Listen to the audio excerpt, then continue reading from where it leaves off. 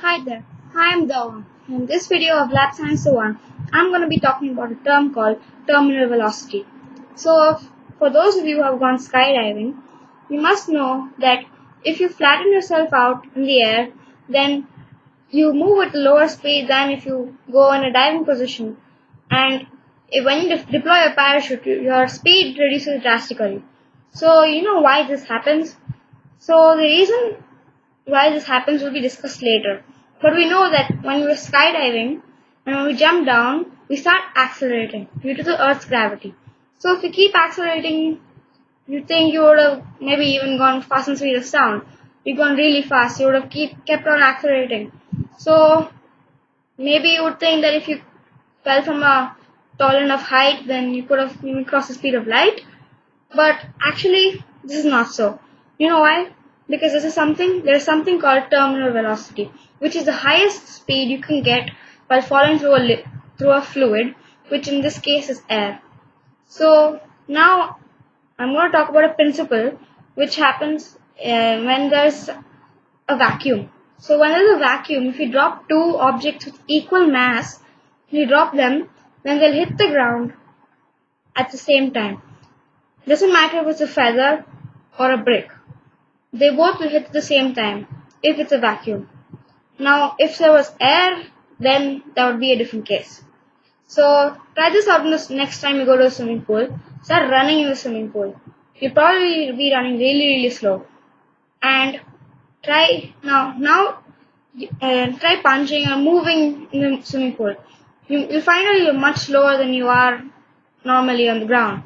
And why is this? Is it because there is something pushing you back? Like if you try to swing your arm really fast underwater, you'll feel that something is pushing you back. Now, actually you don't realize it, but actually the air is actually pushing you back when you're swinging your arm really fast. If you go into the space, you'll probably be able to swing your arm quite faster because there's nothing to push you back. Now, what is this thing pushing you back? In the swimming pool, it's water. On the ground, it's air. And it's air resistance. It's called air resistance. Water resistance. So, on the ground, the air resistance will be actually slowing you down, but not considerably, and you won't consider it to this scale. But actually, when you're going skydiving and stuff, when you're going down, the air resistance is quite strong and you can even see it. It's observable. So, back to the topic, terminal velocity. Terminal velocity is defined as maximum speed you can attain by gravitational force while falling through the air or any fluid, in this case is air, and when the drag force and the gravitational force cancel out and you stop accelerating. So let me explain that to you. When you're skydiving and falling from a plane and you're going through the air, you can feel the air, and when you're going down, you can feel the air getting rushed towards you and going behind you. So when you're falling down, when you spread out, actually you're creating more surface area on your body. You're exposing more surface area of your body against the air. The air resistance has more area to get pressed against. So if you spread out, then more air resistance, so the slower you will go. And if you go into a diving position, then you're exposing less of your surface area, that is only your hands, and so you'll go faster. So if you keep accelerating, even though if you spread out, until you keep accelerating so fast that the air resistance has become so high that you stop accelerating at all. This is because accelerating more is not possible with a drag force, which is inertia. See, there are air over here. If you move really fast, the air doesn't want to move. Inertia is when you want to push something, that object does not want to move. It wants to remain in the state of motion. If you push it really hard, it's going to take a lot of effort to push it really fast because it wants to stay in rest.